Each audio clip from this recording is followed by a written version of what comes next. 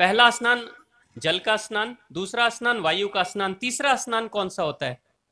तीसरा स्नान अग्नि स्नान। अब पृथ्वी स्नान भी होता है, धरती स्नान। धरती स्नान कैसे करते हैं? पांचवा स्नान कौन सा तत्व बच गया? आकाश। आकाश स्नान कैसे होगा? ये आप समझ लेंगे ना, आपकी जिंदगी की बहुत सारी चीजें आपको लगेगा जैसे कि महसूस करोगे कि आपके साथ हनुमान जी खड़े हैं, खड़े होकर मार्गदर्शन कर रहे हैं कि बेटा ऐसे करो, ऐसे नहीं करो, ये करना है, ये नहीं करना। ऐसे हनुमान जी आपको बोलने लगेंगे। ओम श्री कालिकै शुभदेवी सूर्यकूट निवासने रक्षमार्तमहमाय विश्वरूपे नमस्तुते। देखो, ये जो कथा हो रही है ना, हनुमान जी की कथा है, लेकिन पता है ये कथा हमारी ही है। हनुमान जी दो जगह पे रहते हैं। एक तो मंदिर में रहते हैं, है ना, हनुमान जी मंदिर में रहते हैं। या कहते हैं कि हनुमान जी चिरंजीवी हैं, यानी राम जी के युग में भी हनुमान जी थे, भगवान कृष्ण के युग में भी हनुमान जी थे, और कलयुग में भी हनुमान जी हैं। हनुमान जी चिरंजीवी हैं, अजर अमर का आशीर्वाद हनुमान जी को मिला है। तो ये हो गए हनुमान जी बाहर वाले हनुमान जी जो इस दुनिया में हैं। संकट पड़ने पे, समस्याएं आने पे भक्तों की रक्षा करते हैं, भक्तों को बचाते हैं, संरक्षण देते हैं। यही होता है ना। इसलिए तो हम लोग भगवान जी, अभी भक्त जी हमारे कितने अच्छे मंदिर बनाए। आप लोगों ने मंदिर के दर्शन किए? सभी ने किए? हाँ। बाबूजी, किनकी बाबूजी? बाबूजी कहाँ बैठे हुए हैं? देखिए बाबूजी वहाँ बैठे हैं। बहुत सालों से अभिलाषा थी बाबूजी की कि एक हनुमान जी का मंदिर का निर्माण हो, और बाबूजी के सुपुत्र इतने अच्छे हैं कि इन्होंने अपने बाबूजी की मनोकामना को पूर्ण कर दिया। तो एक बार जोरदार तालियां पुत्र और पिता दोनों के लिए, और प्रेम से बोलिए हनुमान जी महाराज की जय, और आप सभी की जय। तो ये है जो हनुमान जी मंदिर में वास कर रहे हैं, हनुमान जी की भक्ति हम कर रहे हैं, हनुमान जी की पूजा अर्चना कर रहे हैं, उनकी आरती कर रहे हैं, उनका प्रसाद ग्रहण कर रहे हैं। ये एक हनुमान जी ये वाले हैं, ठीक है। अब एक दूसरे हनुमान जी हैं जो आध्यात्मिक हनुमान जी हैं, जो अंतर्मुखी हैं, जो हमारे ही अंदर हैं। लेकिन सबसे बड़ी बात, इस अंदर वाले हनुमान जी को एक ही व्यक्ति देख सकता है, कोई और नहीं देख सकता। जैसे मंदिर के हनुमान जी को हम सभी देख रहे हैं, कोई भी आएगा दर्शन कर लेगा, कोई भी आएगा प्रसाद ग्रहण कर लेगा। लेकिन जिस आध्यात्मिक हनुमान जी की बात आज की कथा में होगी, उसे सिर्फ एक व्यक्ति देख सकता है। वो कौन? वो एक व्यक्ति कौन है जो देख सकता है? स्वयं मैं अपने हनुमान जी को मैं खुद देख सकता हूं। मेरे सिवा मेरे हनुमान जी को कोई नहीं देख सकता। आपके हनुमान जी को कौन देखेगा? सिर्फ आप देखोगे। आपके हनुमान जी को सिर्फ आप देखोगे। आप चाह के भी किसी को दिखा नहीं सकते कि आपके हनुमान जी कैसे। यानी एक ही व्यक्ति उस हनुमान जी को देख सकता है, और वो आप हैं। वो कहते हैं कि भगवान तो अवतरित होंगे, लेकिन भक्त की इच्छा के बिना भगवान भी अवतरित नहीं हो सकते। हवाई जहाज बहुत महंगा होता है, बहुत महंगा, करोड़ों का होता है एक हवाई जहाज। लेकिन नीचे की जो जमीन होती है ना, एक हवाई जहाज की तुलना में करोड़ों का हवाई जहाज, लेकिन नीचे की जो जमीन है, जो सड़क है जिसके ऊपर हवाई जहाज उतरता है, उसकी कीमत उसके सामने बहुत सस्ती होती है। कुछ लाख में एक सड़क बन जाती है, जो रनवे बनता है हवाई जहाज का। लेकिन करोड़ों का हवाई जहाज है, वो आकाश में उड़ते रह जाएगा, उतर नहीं सकता जब तक कि नीचे की सड़क अनुमति नहीं देगी। नीचे वाली सड़क अगर अनुमति नहीं देगी, हवाई जहाज उतर नहीं सकता। अगर नीचे की सड़क खराब हो जाए तो वो ऊपर ही उड़ते उड़ते रह जाएगा, कहीं और उतरेगा, यहां नहीं उतर सकता। वो जो हवाई जहाज ऊपर उड़ रहा है ना, वो भगवान की तरह है, जो आकाश में विचरण कर रहा है, उतरना चाहता है, लेकिन कोई सुपात्र के रूप में रनवे, कोई सड़क तैयार नहीं है, तैयार ही नहीं है। उतरेगा बेचारा, कहां उतरेगा? उतर नहीं सकता। तो कई बार भगवान तरसते रह जाते हैं, तरसते रह जाते हैं, कोई तो मिले देहधारी। ये सुपात्र कैसा, जिसके पास देह हो।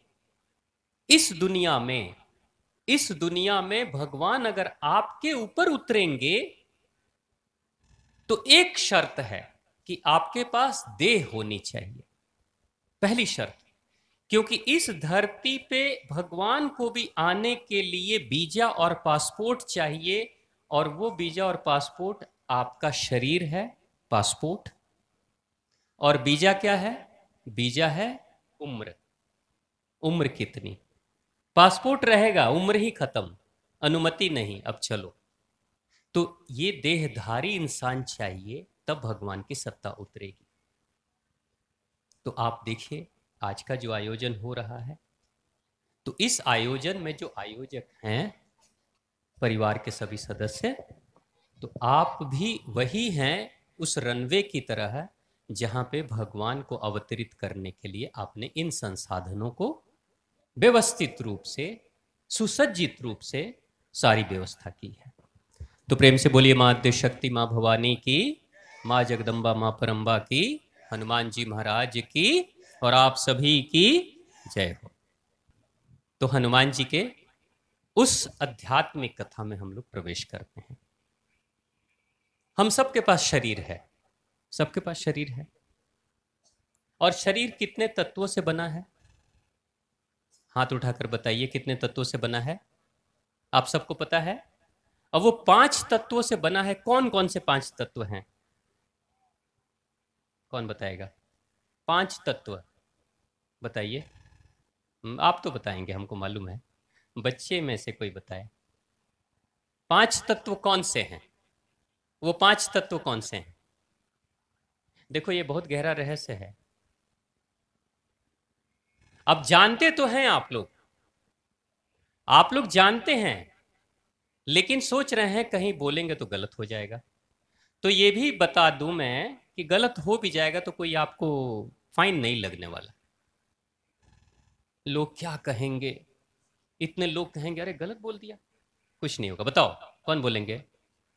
बोलो बेटा, बोलो, खड़े हो जाओ। अग्नि, जल, आकाश, वायु, धरती। धरती 5 हो गया। जोरदार तालियां। बेटा क्या नाम है आपका? अदिति। Aditi, very nice. अदिति के लिए जोरदार तालियां। बहुत बढ़िया। ये देखो, ये पता था ना? कितने लोगों को पता था? हाथ उठाओ। पता था? क्यों नहीं बोल रहे थे? लोग क्या कहेंगे, नाक कट जाएगी, कहीं सुर्पनखा ना बन जाए हम। हाँ, यही होता है ना। देखो पता है इसलिए कहते हैं बोलना चाहिए, ठीक है। अब ये जो 5 बेटा बताया आपने, उसमें सबसे पहले क्या बताया आपने? अग्नि। अग्नि बताया ना। और सबसे नीचे क्या बताया? धरती बताया, ठीक है। अब ये जो सीक्वेंस है, सिलसिला, वो कैसे चलता है? वो चलता है एक खास गतिविधि, एक तरीका है ना। जैसे आप खेती करेंगे तो पहले क्या करेंगे? पहले फसल काट लेंगे, उसके बाद खाद डाल देंगे, फिर सिंचाई कर देंगे, और उसके बाद क्या करेंगे? उसके बाद बीज डाल देंगे। ऐसे करेंगे, ऐसे खेती होती है। मैं तो अच्छा किसान हूं इसलिए मैं बता रहा हूं, ये खेती करने का अच्छा तरीका है। पहले फसल काट लीजिए, फिर खाद डाल दीजिए, फिर सिंचाई भी कर दीजिए। मतलब उस फसल को उसी जमीन में सड़ा दीजिए। हाँ, बैठिए बाबूजी, आइए। अच्छा हुआ, बहुत बढ़िया, आप आ गए समय से। तो पहले क्या होता है? पहले क्या होता है? खेत तैयार करते हैं, यही ना। पहले खेत तैयार करेंगे, फिर क्या करेंगे? अच्छी बीज को उस खेत में डालेंगे, फिर खेत, उसके बाद कुछ समय के बाद उसमें खाद पानी डालेंगे, उसके बाद से उसकी रखवाली करेंगे, उसकी फसल तैयार हो जाएगी तो फसल काटेंगे, फिर अनाज निकालेंगे, घर पे लेकर आएंगे या उसको बेचेंगे। यही होता है ना, ये सिलसिला है। अब उसी तरीके से ये 5 तत्वों का सिलसिला कैसे, ये सबसे ज्यादा महत्वपूर्ण है। ये आप समझ लेंगे ना, आपकी जिंदगी की बहुत सारी चीजें आपको लगेगा जैसे कि महसूस करोगे कि आपके साथ हनुमान जी खड़े हैं, और सिर्फ मंदिर में नहीं खड़े, आपके साथ चल रहे हैं, आपके साथ परीक्षा दे रहे हैं, आपके साथ भोजन कर रहे हैं, आपके साथ अच्छाई और बुराई में भी हैं, आपके साथ खड़े होकर मार्गदर्शन कर रहे हैं कि बेटा ऐसे करो, ऐसे नहीं करो, ये करना है, ये नहीं करना, ऐसे हनुमान जी आपको बोलने लगेंगे। तो हनुमान जी से दोस्ती बढ़ानी है या सिर्फ हनुमान जी की भक्ति करनी है? क्या आप चाहते हैं कि हनुमान जी हमारे साथ हमेशा रहें, हर कदम पे हनुमान जी हमें महसूस हो, हमें दिखें? चाहते हैं? कितने लोग चाहते हैं? एक बार हाथ उठा दीजिए कि हनुमान जी को हम हमेशा महसूस करना चाहते हैं। एक बार जोरदार तालियां अपने लिए, प्रेम से बोलिए हनुमान जी महाराज की जय। भगवान शिव शंभू की जय। और आप सभी की जय। तो सर्वप्रथम हम क्या करेंगे, उस हनुमान जी को समझेंगे कैसे आते हैं। अब 5 जो सीक्वेंस आपने बोला ना, 5 तत्व, ये 5 तत्व कैसे चलता है? सबसे पहला तत्व, बेटा ध्यान से सुनो आप लोग, पहला तत्व, सबसे पहला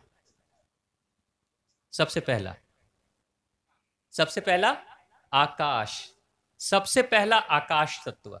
उसके बाद दूसरा, सीधा धरती, वायु, उसके बाद वायु दूसरा, उसके बाद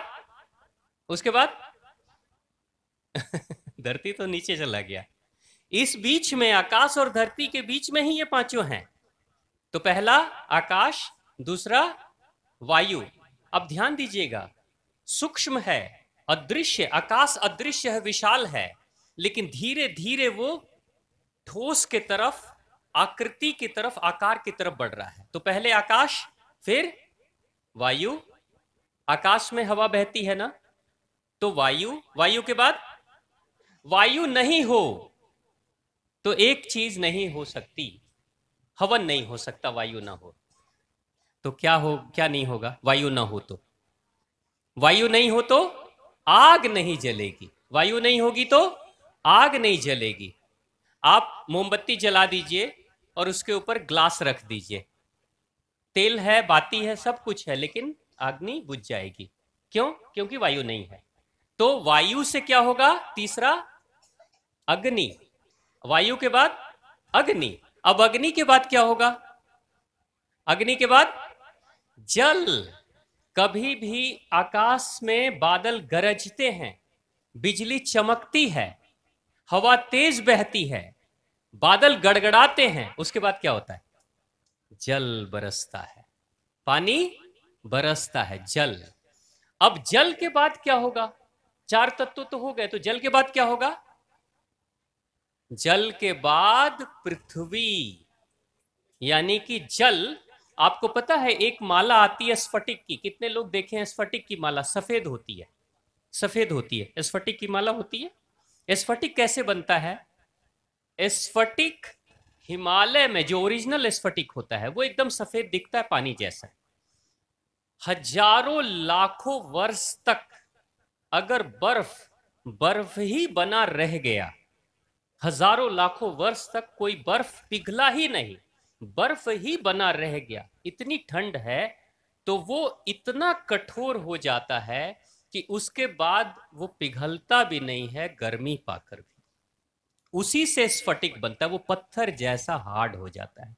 यानी स्फटिक पानी का ही बना, पानी बर्फ में जमा और बर्फ कठोर हो गया, और कठोर होने के बाद स्फटिक हार्ड बन गया। उसके बाद वो पिघलेगा नहीं, उसको तोड़ोगे पत्थर से, हथौड़े से तो टूट सकता है, लेकिन वो पिघल नहीं सकता, यानी पानी जैसा नहीं बन सकता। यानी कि पानी ही कठोर रूप धारण कर लेता है। तो कठोर रूप जब धारण किया तो क्या बन गया? पृथ्वी। अब 5 तत्व बन गए। अब आपको पता चल गया ना ये 5 तत्व बन गए, कैसे बने? अब एक बार जोर से बोलिएगा आप सभी लोग, पहला तत्व, जोर से, सबकी आवाज नहीं आ रही। पहला तत्व, दूसरा तत्व वायु, तीसरा तत्व अग्नि, चौथा तत्व जल, और 5वां तत्व पृथ्वी। 5वां तत्व पृथ्वी, ठोस, यानी कि अदृश्य से लेकर अब वायु को महसूस करते हैं, और अग्नि की गर्मी को भी महसूस करते हैं, देख भी लेते हैं। वायु को देख नहीं सकते, अग्नि को महसूस भी करेंगे, अग्नि को देख भी लेंगे। उसके बाद से जल को, जल का स्वाद भी ले लेंगे, देख भी लेंगे, महसूस भी कर लेंगे। अग्नि का स्वाद कैसा होता है? किसी ने चखा है अग्नि का स्वाद? बाबूजी कैसा होता है? नहीं पता चला ना, जल का वायु का स्वाद कैसा होता है, कभी चखा आपने? नहीं पता। लेकिन आप देखो, है ना, तो धीरे धीरे जैसे जैसे बढ़ रहा है वैसे वैसे एक एक गुण बढ़ रहा है। तो अब वायु को महसूस करेंगे, महसूस कर लेंगे, वायु को देख नहीं सकते लेकिन महसूस कर सकते हैं। अब अग्नि को महसूस भी कर लेंगे, देख भी लेंगे, लेकिन स्वाद नहीं चखेंगे। अब मन करे स्वाद चखने को तो चख लीजिए कभी, वो भी बड़ा आनंद आएगा। एक माचिस की तिल्ली से पता चलेगा, जीभ पे रखना होगा, चाय जैसा टेस्ट आएगा।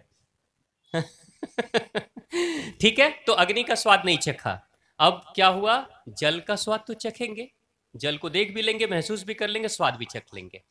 अब चौथे में क्या होता है, पृथ्वी, पृथ्वी को महसूस भी करेंगे, स्वाद भी चख लेंगे और देख भी लेंगे और सुगंध भी लेंगे। पृथ्वी से सुगंध भी, मिट्टी की खुशबू आती है। और उसके बाद से जल है, तो जल तो आज दुनिया के जितने स्वादिष्ट भोजन हैं सब में रस तो जल ही का है ना, तो उसमें सारे गुण आ गए। ठीक है, अब यहां हनुमान जी कहां हैं? अब देखिए, आपके शरीर का निर्माण 5 तत्वों से हुआ। हनुमान जी के माता जी का नाम क्या है? माता जी का नाम अंजनेय। पिताजी का नाम, पिताजी का नाम जो जैविक पिता हैं, केशरी। और जो पुत्र हैं हनुमान जी महाराज, उनके धर्म पिता का नाम क्या है? धर्म पिता पवन देव, पवन देव। और हनुमान जी के बचपन का नाम क्या था? अंजनेय, अंजनी का पुत्र अंजनेय। ठीक है, तो यानी कि हनुमान जी को, अंजनेय को जन्म कौन दे रहा है? 5 तत्वों के कौन से देवता? पवन देव, पवन देव। हम सभी जन्म लिए इस धरती पे, तो माता और पिता के कारण जन्म लिए, लेकिन हमारे शरीर में सबसे पहले निर्माण करने वाला तत्व कौन सा था? आकाश के बाद पवन। हमारे भी शरीर के निर्माण में सबसे पहला तत्व योगदान वाला पवन ही था, उसके बाद से दूसरे तत्व बने हैं। तो हनुमान जी कैसे भगवान हैं? 5 तत्वों में आकाश तो सबके पास है, लेकिन पहला तत्व जिसको महसूस कर सकते हैं, देख सकते हैं, वही पवन देव। अब हवा किसी की बिगड़ जाए तो क्या होगा?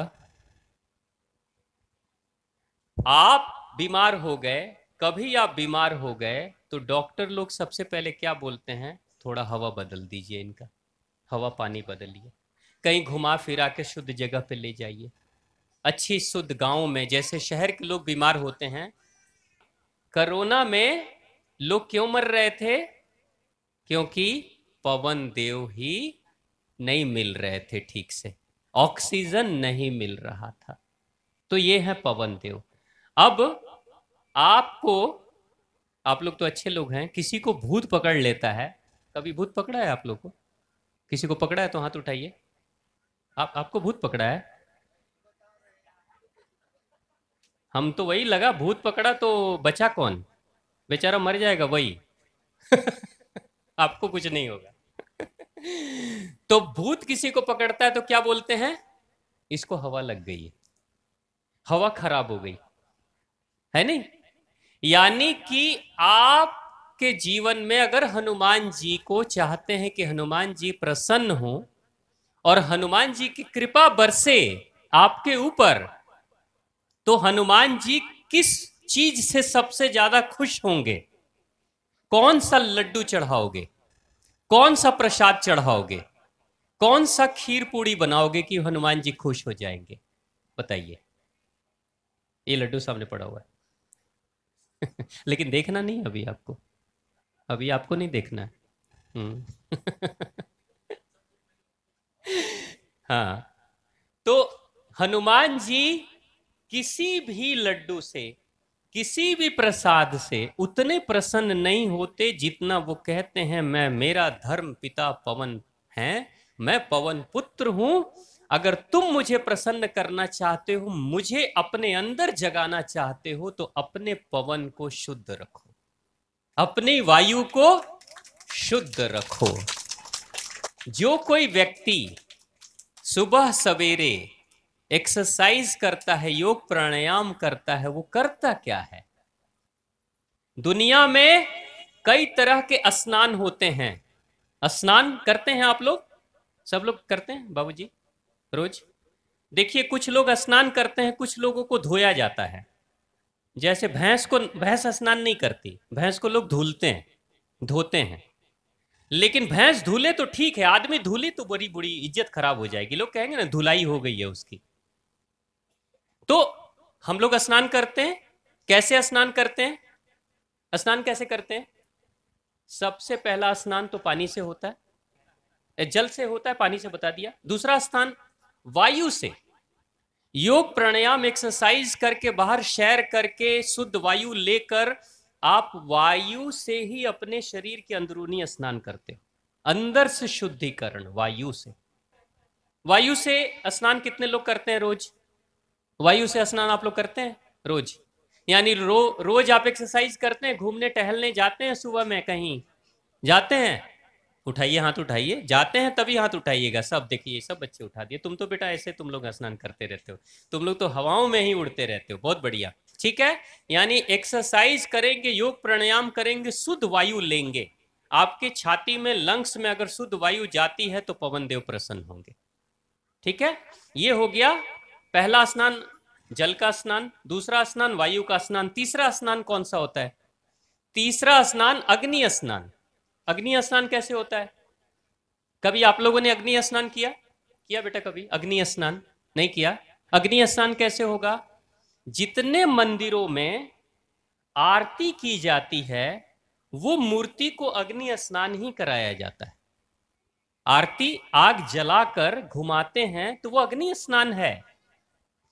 आप एक प्रयोग करके देख लेना। कोई व्यक्ति, किसी को नजर लग गई, किसी को नजर लग गई, बच्चे को नजर लग गई, बड़े को लग गई, और आपको लगता है इसको नजर लग गई है, तो लोग क्या करते हैं, हमारी माताएं क्या करती? अग्नि ही तो स्नान कराती है।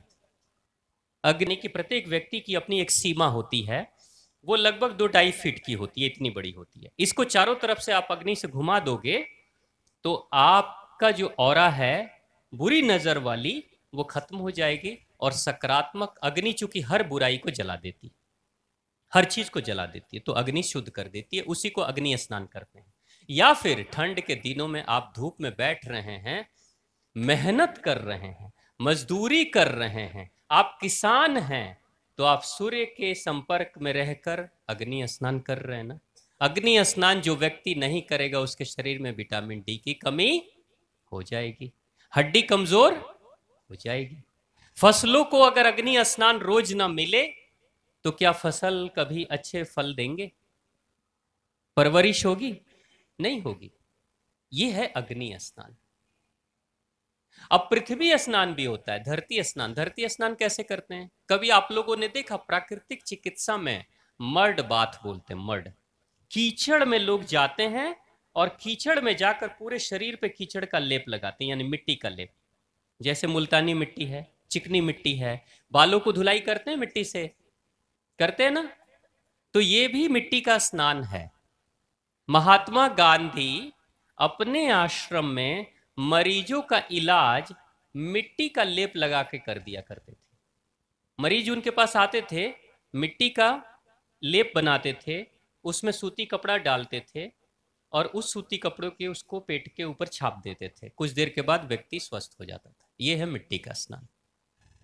मिट्टी लगा के भी शरीर से धुलाई। तो आप देख रहे हैं, ये सब शुद्धिकरण है, ये स्नान है। ये 4 स्नान तो हो गया। 5वां स्नान क्या है?